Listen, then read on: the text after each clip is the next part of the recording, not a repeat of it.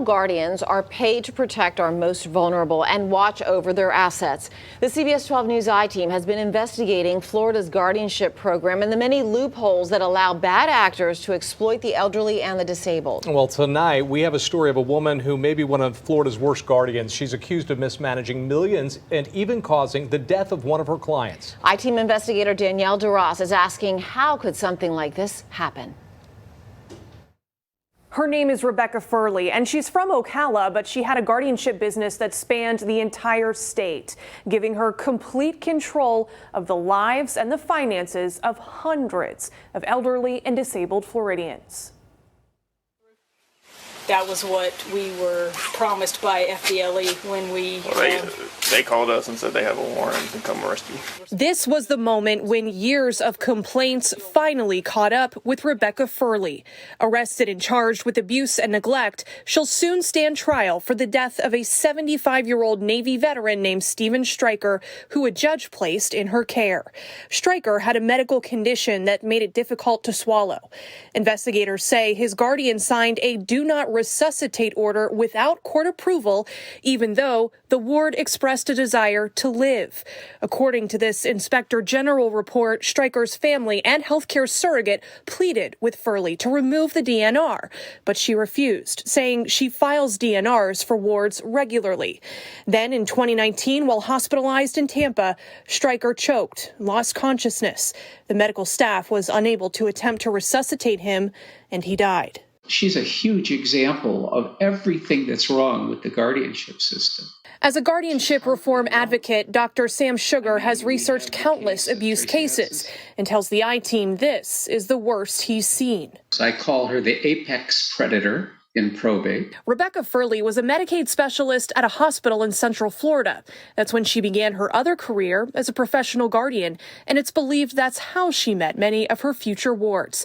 In just a few years, Furley built the largest guardianship enterprise in the state, managing more than 400 wards across 19 counties, controlling everything from their medical care to their money. She petitioned the court for many of these wards, but in other cases, judges and even hospitals recommended her. She has done things that no other guardian in the history of Florida has ever done. Her volume, the money haul, the influence she had with the judges is astonishing. She could do no wrong. But the CBS 12 News I-team uncovered complaints and accusations of abuse against Rebecca Furley going back years. One of the first reports came from an unlikely source. This Gainesville polka musician named Angela Woodhull. She is also a published author, and perhaps most important, a licensed private investigator. Angela began looking into Rebecca Furley after a judge appointed Rebecca the guardian of Angela's mother, Louise. Did you or your mother have any interactions with Rebecca? Never. I have never spoken to this woman ever.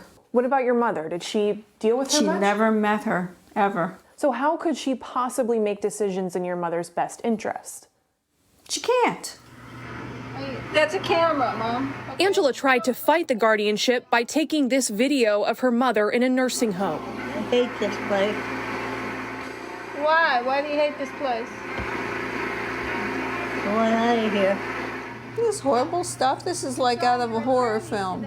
She says it showed her mother still had mental capacity and didn't need a guardian. She was astute. But a judge disagreed, and Rebecca Furley stopped allowing unsupervised visits. Louise's condition quickly deteriorated, and she died just 3 months later. I wish I could pull her out of the camera and give her a big hug and tell her how sorry I am that all of this happened to her. I think she would say the same. Louise went into guardianship with a $1 million estate, her daughter estimates, but at the time of her death, she was essentially penniless. Angela blames Rebecca Furley for draining the accounts. I started to get the feeling, since I am a licensed private investigator, this cannot be. If they're doing this to me, I think they're doing this to other people. Angela tracked down and interviewed families of 15 other wards and compiled this report detailing dozens of allegations of missing money and property. She sent it to local and state police, even the Florida Attorney General. But for 12 years, she says no one listened, and Rebecca Furley's guardianship practice kept growing. In 2012, she was given control of Shirley Blake, an Alzheimer's patient with $3 million in assets. When you interacted with Rebecca, what was she like? Horrible. She was rude, pushy. Shirley's daughter, Robbie, tells the I-Team Rebecca moved their mother to a nursing home far from family and threatened to cut off their visitation. Little by little, every asset that my mother had disappeared. By the time Shirley died in 2016, Robbie says $2 million were gone. She wants Furley's finances investigated. Someday they're going to make a documentary about this woman, the story of Rebecca Furley, and the facts, the truth is far worse than any fiction you can come up with. To this day, Rebecca Furley has not been charged with any financial crime. But according to this audit by the Orange County Clerk's Office, Furley collected at least $4 million in fees that were not approved by the court, and she was caught double billing her clients. The case took a shocking and morbid turn when a raid of her Orlando office turned up the cremated remains of 9 people believed to be her wards. Police have been working to identify those ashes so they can be returned to their families. We reached out to Rebecca Furley through her attorney to get a comment for this story, but we never heard back. Her criminal trial could start as soon as December. Reporting for the CBS 12 News I-Team, I'm Danielle DeRoss.